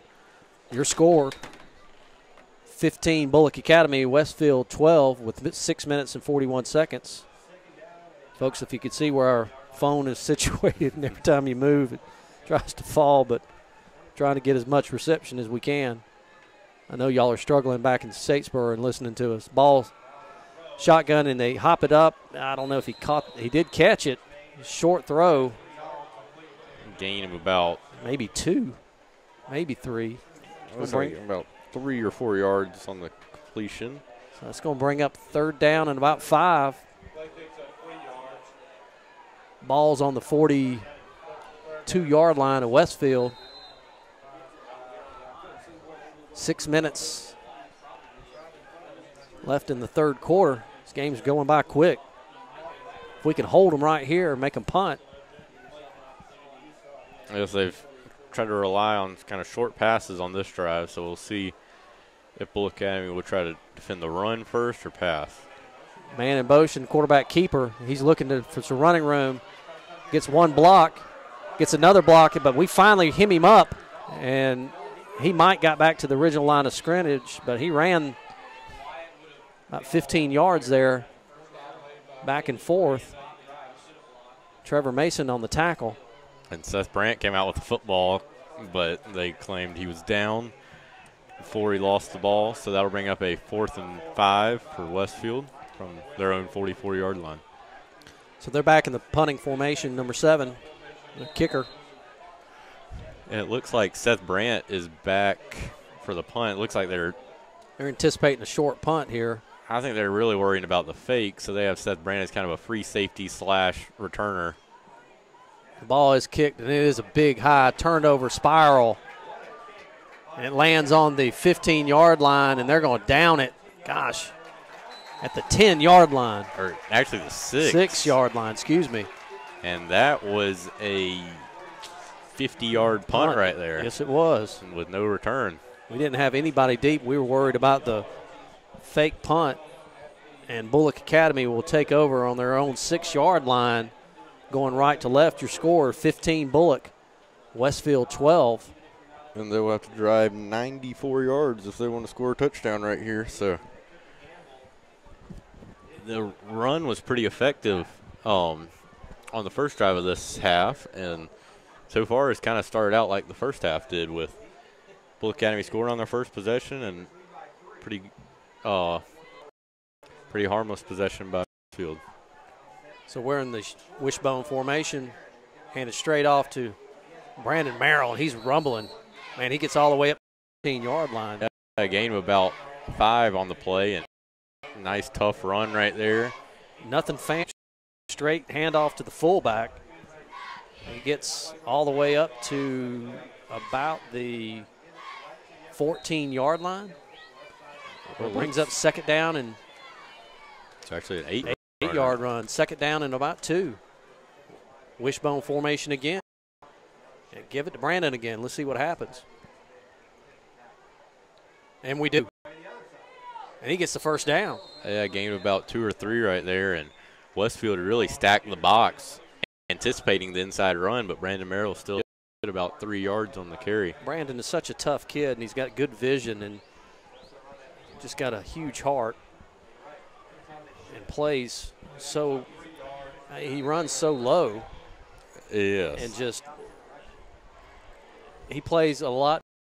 He is, size-wise. And that sometimes can lead to injuries for him. So we're in the wishbone formation again.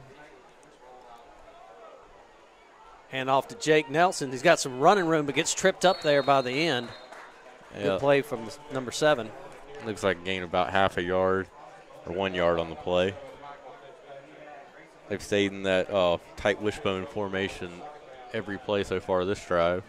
Looks like if we could just get to the outside, the ends are doing a great job for Westfield to containing. But if we could just get outside, Jake would have been still running. He checks out of the game. Ty Mingle comes in. Looks like we're going to open it up a little bit. We're in the shotgun formation. Twins right. Option coming this way from Don Aaron. He's got some running room, got a good block from Ty Mingle. He gets knocked out of bounds and pulled out of bounds. He's tackled after he was about 5 yards out of bounds, but no flag on the play. The referee was right on him. He was just about to pull the flag. I don't know. The head coach for Westfield was on the quarterback, number 21, made the tackle out of bounds. I mean, it wasn't a rough hit by any means, but he was pulled after he was considerably out of bounds. Their head coach was giving number 21 an earful right there. But that was the same kind of read option into a speed option that Don had that 45-yard run earlier. First down and 10. Handoff to Brannen again, right up the middle. Gets maybe 3 again. 3 yards in a cloud of dust right now. Let the clock run with 2 minutes and 19 seconds. Yes, and one positive, I guess you could say, for Bulloch Academy's offense is on these short runs, they're not getting too bad of a gain, and they're not absorbing big hits. They're just getting tripped up, so that reduces the chance of a fumble or anything like that. Shotgun formation, twins right again. Tom Engel to your left. Fake, Don Aaron keeps. We get a block out there. Can he get outside? And he breaks outside.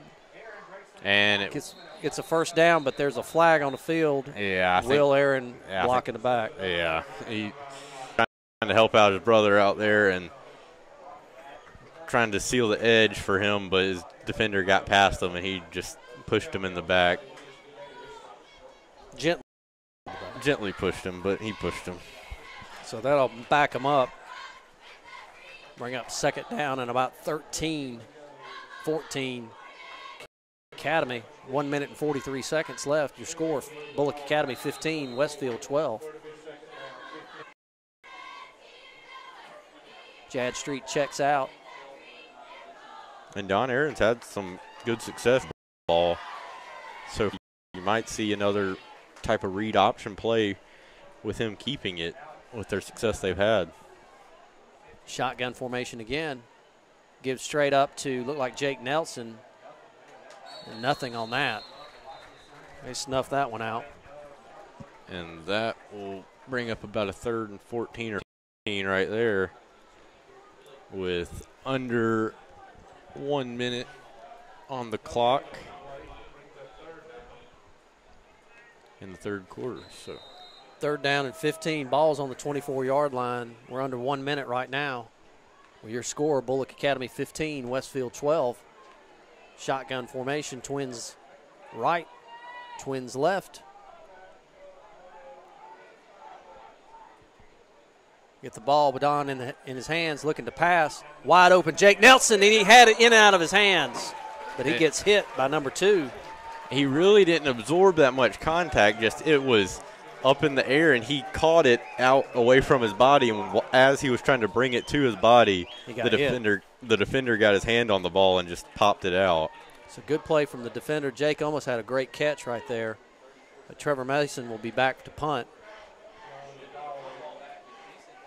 Ball's on the 24-yard line with 33 seconds left. And they're got a player that they might have to take a timeout, and they do take a timeout. So let's take a 30-second break here. 30-second break. You're listening to Bulloch Academy Radio Network. 30-second break.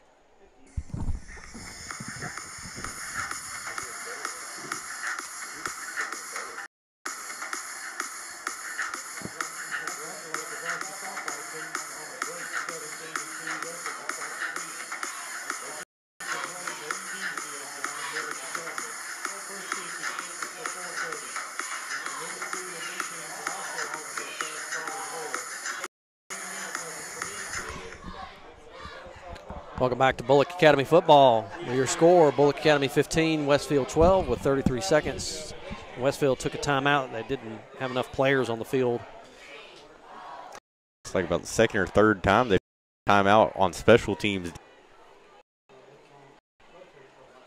Don's in the shotgun with 2 running backs to his right and his left.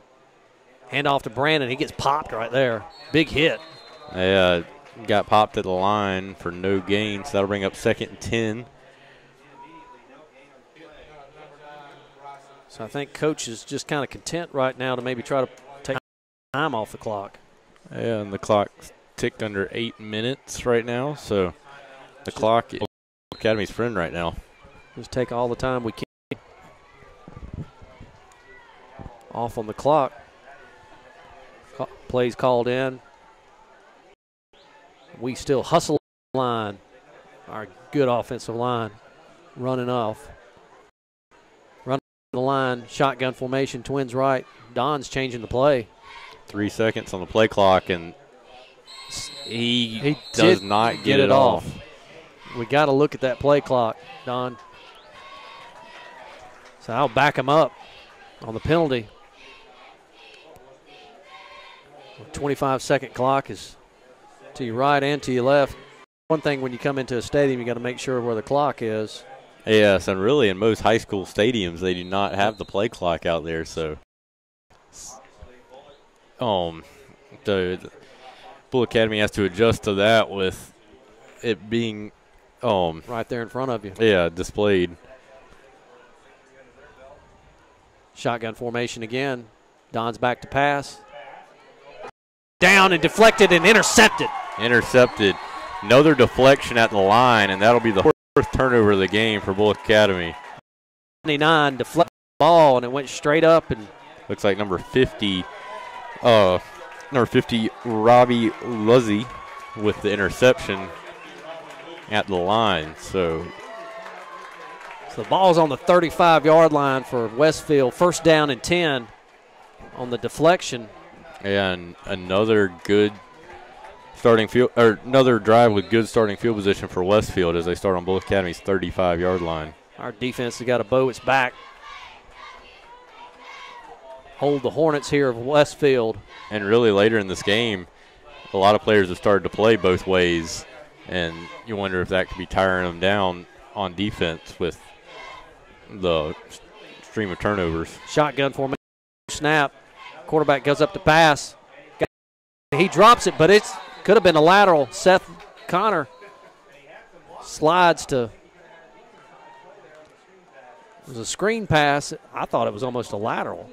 I think it was a forward pass. He was facing some pressure, and I think the wide receiver just was looking where he could run instead of focusing on the ball, and that cost him right there. Second down and 10 for Westfield. They're hurrying up because they know they've got to score here at least points.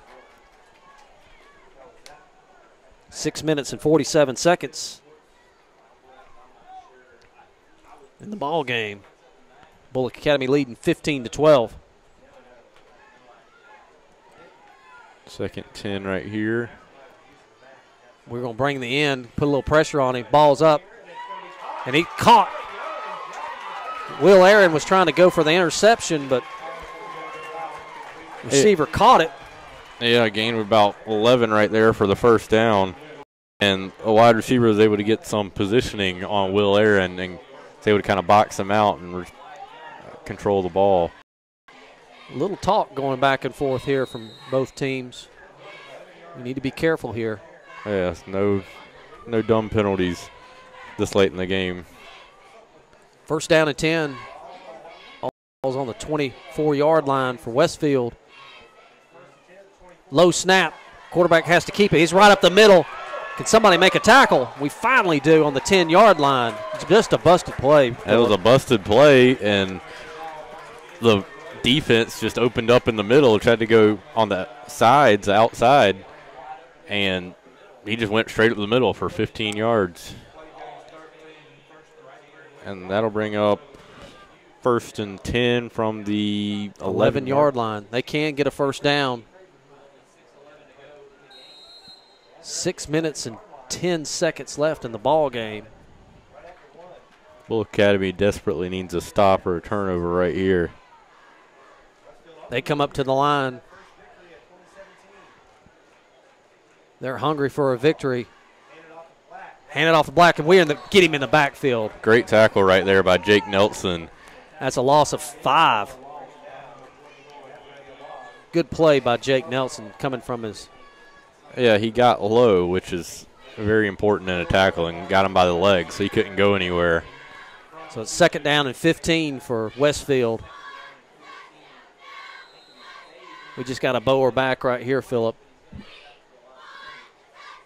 Trevor Mason is cramping up.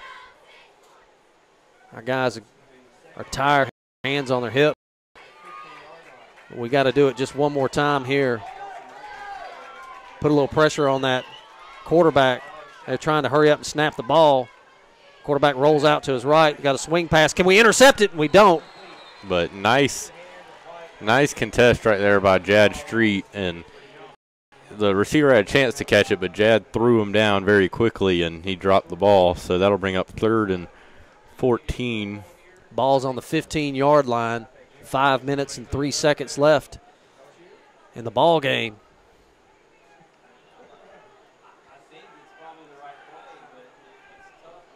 So they're bringing players in and out here for Westfield. 20 seconds left in the play clock. They hustle up to the line. 3rd down and 14. Ball on the 15-yard line. 5 minutes left. Bulloch Academy leading 15-12. And yet another timeout by Westfield, and that'll be their last of the half, and that could possibly be important later on. So for your Westfield, your 3rd down and 15. Both plays here have been consecutive losses. They're obviously going to have to try to get a 1st down and get a little bit closer. The kicking game for them I don't think is existent. Their kicker has a good leg, but it's just they haven't put everything together on this in the game tonight. Hand me that right there. There you go. You like my plastic bag right there? Trying to get everything situated. So we want to thank our sponsors, Optum Orthopedics, being our orthopedic provider. Additionally, thank you, Optum, for providing the services of our trainer, Cassie Kelly. All the folks have been hanging with us on the YouTube, and the live feed is up and down, folks. It's so it's just the internet here in Perry. We can't even hardly get a cell signal, to be honest with you. So we apologize for that, but it is what it is. 3rd down and 14 for Westfield. He's back to pass. Swing pass. He throws it deep. And he catches it for the touchdown. And also there was a roughing the passer on Christopher Howell. My goodness. Just a deep throw to the corner post. And the kid caught it. Yeah, they threw just a deep post in the corner of the end zone, and he beat Billy Tillman out there. And perfectly placed ball after, and he also got hit late, so I think that 15-yard penalty will be enforced on the kickoff. So the score is 18-15, Westfield leading. Point after attempt. Let's see what they do. They're going to try to kick it. So Fitzpatrick back to kick. And whistle blows. But the whistle, there's a flag on the play. They're saying that we're offsides. Brannen got an early jump, looked like. Offsides on Bulloch Academy.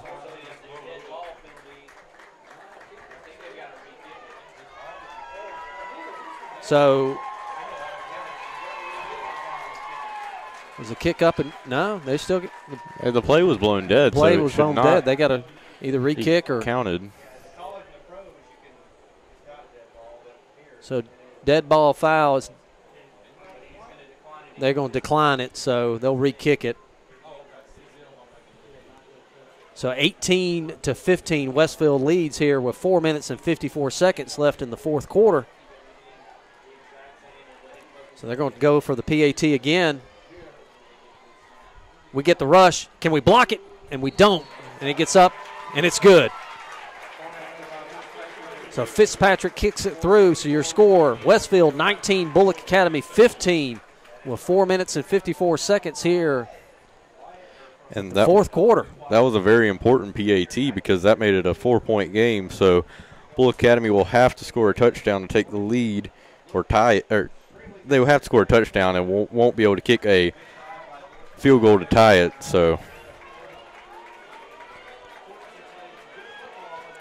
well, Phillip, we're going to get the ball here, but it's going to be deeper because they're kicking on their own 45-yard line after that penalty, roughing the passer. On our 45-yard line, they'll be kicking. That's what it looks like. I think they're trying to discuss the spot right here but it will be on Bulloch Academy's 45 that they'll kick from. So you might want to watch for just one of those high kicks, and you wonder if they could possibly do an onside kick with just as far as they're kicking it towards Bulloch Academy's end zone. I think you just try here and kick it in the end zone. So Fitzpatrick back to kick it. Ball's on the Bulloch Academy 45-yard line. Here comes the kick. He winds up there offsides. Short kick. We get it on the 5-yard line and fumble. And it's Westfield recovers it. And Westfield recovers on the 17-yard line. In and out of the hands. And Bulloch Academy's 5th turnover of the night, and it just went right through Jake Nelson's hands. And they'll take over 1st and 10 on Bulloch Academy's 20-yard line. Bulloch Academy, they do have all 3 of their timeouts left in this half, so they will need to force a 3-and-out right here and force Westfield to attempt a field goal at the worst, because if Westfield scores a touchdown, that'll make it a 2-score game and basically put this game out of reach. 4 minutes and 4 seconds left in the ball game. On that turnover, they kicked it up high. Jake Nelson tried to recover it. Ball turned it over again. Ball's given to number 1. Can we wrap him up? He makes one guy miss. And we fumble. And can we recover the ball? And we do. And we do. Trying to see who recovered it right there. It looks like maybe number 36, Christopher Howell, possibly. That's Chris Howell. He recovers. And that was a big play by Bulloch Academy's defense right there. They'll take over on their own 14-yard line, needing to drive 86 yards for a touchdown with 4.5 minutes left on the clock. So it's all for naught. Now we got the ball, so let's run down here and score here, Phillip. So 2 turnovers here, one from us and one from them. We laid a hit on that running back. And the ball popped up. We'll take over on our 14-yard line. Shotgun formation for Don Aaron. Option left. Pitches it out to Billy Tillman. Can he get some running room? They hem him up, but he gets a few yards. Gain of about 1 on the play. And that will waste a lot of clock right there. So we got to be quick on our calls here from Coach bringing in the plays. Already wasted about 20 seconds, and looks like they're huddling, getting in the play. So 15-yard line's where we're at. On our 15-yard line, 4 minutes and 6 seconds. We got to hustle up. Come on, Bulloch Academy. About 40 seconds ticked off the clock right there. Shotgun formation. Don Aaron's back to pass. Swings it out to Ford Wiles. He gets all the way to the 28-yard line. Nice play right there by Ford Wiles. He's making a couple big catches tonight. The freshman. And Coach might have wanted him to go out of bounds right when he caught that, but he was able to fight through and get a first down, and that stops the clock until the ball is set. Ball set, 3 minutes and 43 seconds. Yeah, snap the ball here, Don. Ball snap, looking to throw. Got plenty of room. Comes back to his right, looking for somebody. Throw it out of bounds, Don. Oh, and he almost catches it. Ford Wiles almost catches it on the 39-yard line, lays out.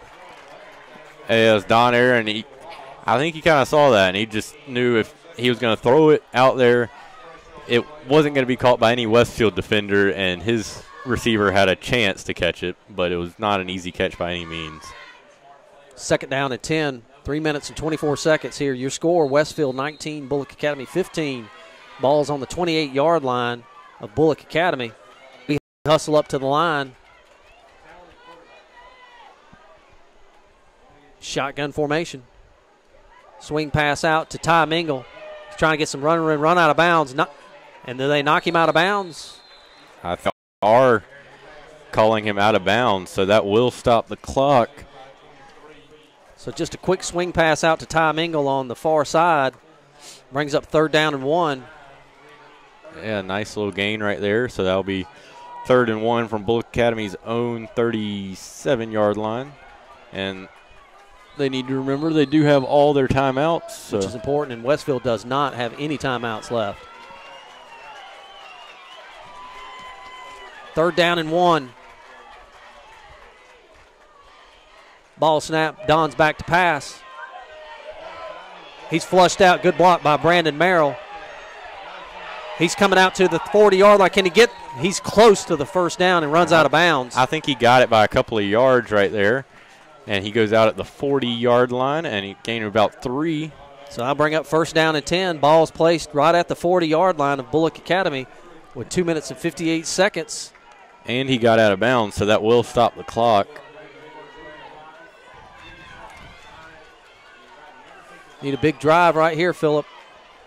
60 yards and 2 minutes and 58 seconds. Shotgun formation again. Don is really growing up and maturing. Swing pass out to Ty Mingle again. He's got 1 block. Get out of bounds, Ty, if you can. And I don't think he gets out of bounds. They tackle him in bounds, but he gets 7 or 8 yards on that. The clock will run. You might want to think about a timeout right here for Coach Hennessy, but he's not calling one, trying to relay the play to Ty. 2 minutes and 36 seconds here. They got to hurry, though. They're kind of looking around. And so we get the play called in. Over 30 seconds have run off. Flag on the play, but Brannen gets the 1st down, so we'll see what happens there. And we got a little scuffle here. Thomas Bowen, he pushed his. And number 42, Brandon McDaniel, did not like that. And let's see what the flag's all about. Looks like a legal formation or legal motion. It's Bulloch Academy, so they'll back them up. And that was not a good sequence for Bulloch Academy right there. 40 seconds ran off the clock, and they lose 5 yards. So that's going to bring up 2nd down and about 6. 2 minutes and 18 seconds. Westfield leading 19-15 here. Ball snap. Don looking to pass. Looking for somebody. He just tucks it and runs. Get out of bounds, Don, and he does. Great. At the 48-yard line. And Seth Connor with a late block, and that'll be a 15-yard penalty on Bulloch Academy. Jake Nelson set a great block to seal the outside for Don, and on a run of about 10 yards, Seth Connor came in and hit his guy late. So he gets out of bounds at the Westfield 45-yard line. And you wonder if they might call it after the play. After the play, late hit on Seth Connor. So that will move the ball back to Bulloch Academy's 40-yard line. But it should be a 1st down because it was after the play. So the ball's placed on Bulloch Academy's 39-yard line. And it will be 1st down and 10. But it's hard to get a 1st down to go backwards. Yes, but it'll be 1st and 10 from Bulloch Academy's 39-yard line. 2 minutes and 4 seconds left in the ball game. Westfield leading 19-15. We're getting some good blocks from our offensive line. Don's looking. Yeah, the secondary is really not let any receivers get open. And Don's just sat back there trying to look for somebody. Blitz. And it's in and out of Will Aaron's hands. Yeah, with the blitz on Don Aaron, he had to throw it quickly, and it was a little off target. Not a bad throw, but just a hard catch for Will to make. He was having to come back to the quarterback. So 2nd down and 10, 1 minute and 59 seconds here in the ball game. Ball on their own 39-yard line. 2nd down and 10. I'd kind of like to see a screen pass right here with that blitz they just brought. We hand it straight off to Brandon Merrill. And I do not understand that call right there because that will. We call timeout. It's immediate timeout, but it'll be 3rd and 9 now after a 1-yard gain. 1 minute and 46 seconds. We'll stay right here. I didn't know if they were going to just try to catch him off guard here, Phillip. Actually, it was a loss of a yard. So it's going to bring up 3rd down and 11. Ball's on the 38-yard line of Bulloch Academy. We got a long way to go, folks.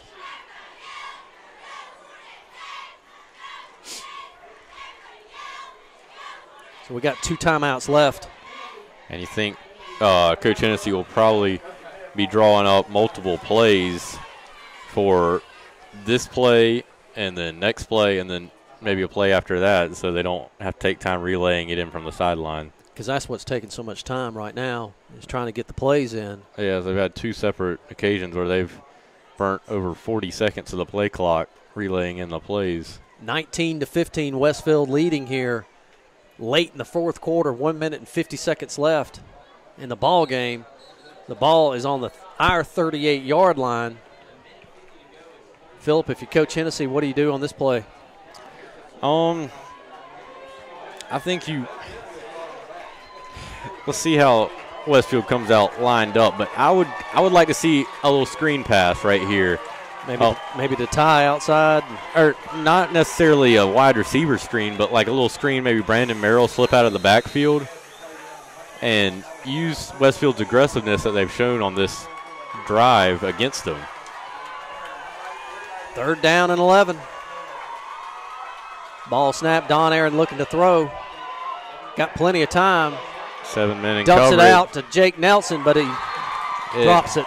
Just a high throw. Probably fortunate that he did drop it right there, because if he caught it, he had to jump and fell to kick.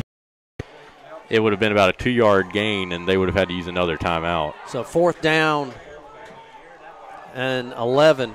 And this will, if Bulloch Academy doesn't convert here, this will be the game, really. 1 minute and 42 seconds. Westfield leading 19-15. We got to get 11 yards right here. Ball's on the 38-yard line. One more time, Bulloch Academy. 1st down here. Basically got to get to the 50-yard line. As Westfield dropped 7 in coverage last time, so they blitz right here. Don's looking around, surveying the situation. Can he find an open receiver? He found it. Whoa, I believe he was in bounds, but they ruled him out. I disagree with that right there. So they will take over on downs.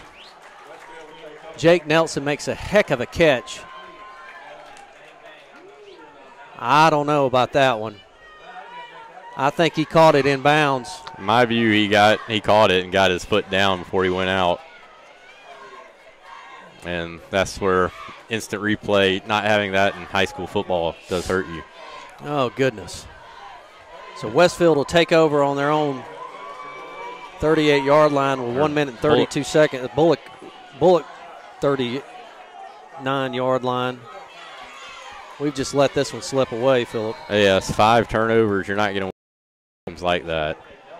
And with under 1 minute and 40 seconds left in the game, you have 2 timeouts, so you might be able to get the ball back with about 40 seconds at the most. Shotgun formation for Westfield. 3 wide receivers for Westfield. They hand it off. Big running back. He gets all the way to the 30. And that'll be a horse collar. The flags just keep coming for Bulloch Academy. Horse collar on Will Aaron. Peyton Black gets all the way to the 26-yard line. They're going to tack on an additional 15 right there. A horse collar. And this game slipping away from Bulloch Academy right here. My goodness. And how Bulloch Academy had really been successful this year is they just hadn't beaten themselves. And this game, that's been about all they've done. And that's really what's hurt them this game.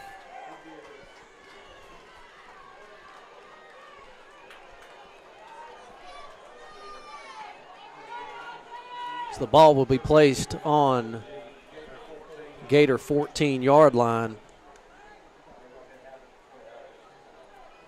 They have been our nemesis. We have never beaten Westfield. We're 0-8 against them with 1 minute and 24 seconds with Westfield lead 19-15. And really, Westfield, I'm surprised they aren't just taking a knee right here. They're trying to add on. Quarterback, and he's down. Yeah, it was a low snap, and Hennessy calls timeout. And yes, and I believe Westfield right here, they should be just taking a knee because it's Bulloch Academy only has one more timeout now with 1 minute and 20 seconds left, so